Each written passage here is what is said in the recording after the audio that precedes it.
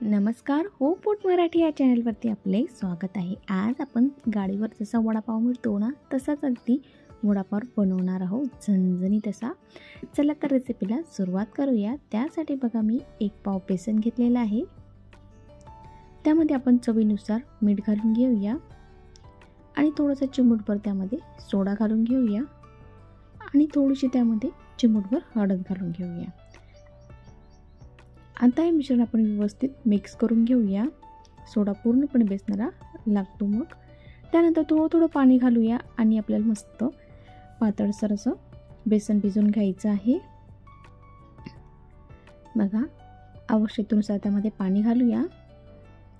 बघा आपल्याला असं सैलसर असं मिश्रण तयार करून घ्यायचं आहे. त्यानंतर आपण आता पुदिन्याची चटणी पाहूया. चटणीसाठी बघा पुदिना घेतलेला आहे, 5 ते 7 लसूण पाकळ्या घेतलेला आहे, चवीनुसार मीठ घेतलेलं आहे, थोडासा कोथिंबीर घेतलेला आहे आणि 4 ते 5 हिरव्या मिरच्या घेतलेल्या आहे आणि आल्याचा तुकडा घेतलेला आहे. आता हे संपूर्ण मिश्रण आता छोट्या मिक्सरच्या पॉटमध्ये घालून घेऊया आणि याची छान मस्त बारीक अशी पेस्ट तयार करून घेऊया. आणि वाटण्याच्या वेळेस थोडंसं पाणी तुम्ही घालू शकता, एखादा चम्मच. आपल्याला घट्टसर अशी चटणी हवी आहे पुदिन्याची, नाहीतर ते वडापावला जर लावल्यानंतर आपला जो वडा असतो तो आतमधून नरम होतो. बघा अशा पद्धतीची चटणी आपल्याला पुदिन्याची हवी आहे. बघा आपली चटणी तयार झालेली आहे. आता आपण एका बाउलमध्ये काढून घेऊया. आता ही चटणी आपण बाजूला ठेवून देऊया. आता वडापावसाठी लागणारे साहित्य पाहूया.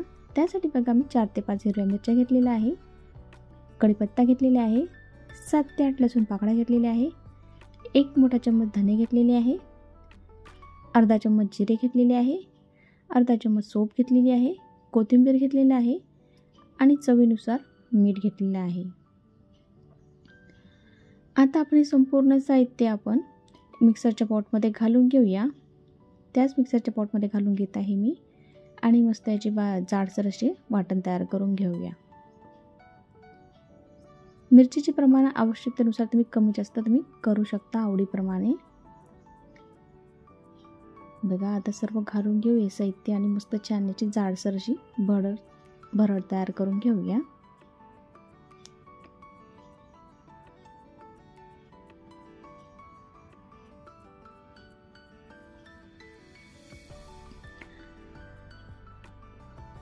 बघा आपल्याला आता अशा पद्धतीचं मस्त असं जाडसर वाटण तयार झालेलं आहे वडापावसाठी, झणझणीत असं. यामध्ये तुम्ही थोडासा पुदिनासुद्धा घालू शकता. बघा आपलं मस्त वाटण तयार झालेलं आहे. त्यानंतर आपण लाल चटणीचे साहित्य पाहूया. बघा थोडेसे मी शेंगदाणे घेतलेले आहेत आणि 10 ते 12 लसूण पाकळ्या ठेचून घेतलेले आहेत. शेंगदाणे आता आपण कुरकुरीत भाजून घेऊया आणि 1 चम्मच लाल तिखट घेतलेला आहे आणि चवीनुसार मीठ घेतलेलं आहे. आता बघा मी पॅनमध्ये तेल घातलेलं आहे, 1 पळी. आता आपण हे शेंगदाणे छान मस्त कुरकुरीत होईपर्यंत भाजून घेऊया. शेंगदाणे घातल्याने आपली चटणी छान मस्त अशी कुरकुरीत तयार होते. त्यानंतर जो आपण लसूण पाकळ्या घेतले त्यासुद्धा आपण थोड्याशा फ्राय करून घेऊया. बघा आपल्याला अगदीच लाल लसूण करायचा नाही आहे, थोडंसं भाजून घेऊया आणि आता आपण काढून घेऊया एका डिशमध्ये. त्यानंतर याच तेलामध्ये जे तेल राहिलेलं आहे या तेलामध्ये आपण जे वडापावसाठी जे चटणी काढून घेतलेली आहे ती काढून घेऊया आणि मस्त फ्राय करून घेऊया. बघा आता छान मस्त चटणी तयार झालेली आहे भाजून. त्यानंतर मी आलू घेतलेले आहे उकडून. आलू आपण 1 सिट्टी तुम्ही काढून घेऊ शकता कुकरची. बघा अशा पद्धतीचे मस्त आलू शिजवून घेतलेले आहे मी. अगदी गल आपल्याला आलू शिजवून घ्यायचा नाही आहे. आता व्यवस्थित आपण पूर्णपणे मिक्स करून घेऊया. मीठ आपण आधीच घातलेलं आहे त्यामुळे आपण मीठ घालणार नाही. व्यवस्थित अशा पद्धतीने बघा मिक्स करून घेऊया. मस्त झणझणीत असा आपला वडापाव तयार होणार आहे. अगदी कमी साहित्यात आणि कमी वेळेमध्ये पोटभर खाऊ शकणार एवढा वडापाव तयार होतो. बघा आता आपण जे भिजवलेले बेसन आहे ते छान मस्त मुरलेलं आहे. अगदी त्याला थोड्या वेळ 5 ते 7 मिनिट आपण फेटून घेऊया. छान मस्त मिश्रण आपलं हलकं फुलकं तयार होतो. बघा छोटासा मी वडा तयार करून घेतलेला आहे. आता बेसनाच्या पिठामध्ये आपण या घालून घेऊया आणि मस्त त्याला पूर्णपणे डिप करून घेऊया. बघा छान मस्त कोट झालेला आहे वड्याला. तेल बघा छान मस्त आपलं तापलेलं आहे, त्यामध्ये आपण आता वडा अलगद तसा सोडून घेऊया. बघा मस्त आपला वडा तयार होत आहे आणि असं झाऱ्याच्या साहाय्याने आपल्या बघा त्याच्यावरती आपण असं तेल सोडूया बघा आणि सारखं अलटपलट करूया. बघा आपला वडा म्हणजे सर्व बाजूने छान मस्त शिजला जातो, आतमधून कुठूनही कच्चा राहत नाही. बघा मस्त आपला वडा तयार होत आहे. तुम्हाला जर आज वडा जर पावबरोबर खायचा नसेल तर छान मस्त कट करू शकता तुम्ही. कांदा खोबऱ्याचा छान मस्त असा कट तयार केला आणि त्यामध्ये सुद्धा तुम्ही हा जो बटाटा वडा आहे तुम्ही घालून खाऊ शकता, खूप छान लागतो. बघा आपले तर वडे तयार झालेले आहेत. परत तुम्हाला मी एक वडा काढून दाखवते आहे. बघा किती छान मस्त आपले वडे झालेले आहे. याला कोणत्याही प्रकारची शेपटी वगैरे येते ना, अशा पद्धतीचं काही आलेलं नाही आहे आपल्याला. बघा छान मस्त आपले वडे तयार झालेले आहेत. आता हे आपण वडे काढून घेऊया आणि आपण जे लाल चटणीसाठी चुरा तयार करून घेऊया. बघा थोडंसं बेसन पातळ करून त्याचा अशा पद्धतीने नुसतं पातळ असे चुरा तयार करून घेऊया आपण.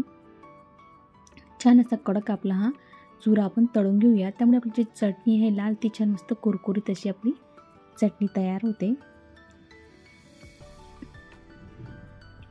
बघा आपला चुरा छान मस्त असा कडक तळला गेलेला आहे. ही बारीक जी भाजी केलेली आहेत आपण हे अशा पद्धतीचा कडक करून घेतला की चटणी मस्त छान तयार होते आपली. बघा आता आपण एका डिशमध्ये काढून घेऊया. आता आपण लाल चटणी तयार करायला घेऊया.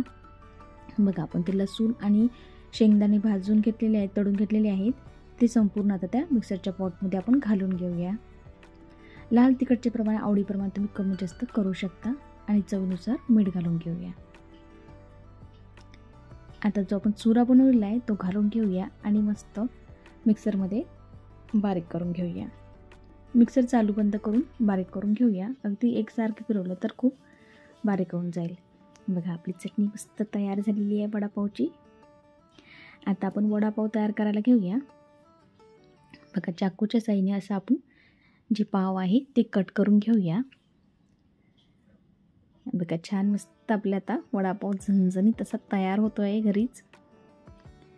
बघा आता छान मस्त पुदिन्याची चटणी लावून घेऊया. पुदिन्याची चटणी आवडीप्रमाणे तुम्ही कमी जास्त लावून घेऊ शकता.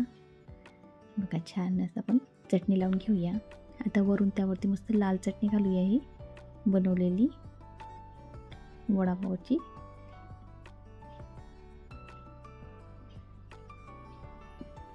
वरून सुद्धा मस्त चटणी लावून घेता आहे. छान झणझणीत असा आपला वडापाव तयार होतो.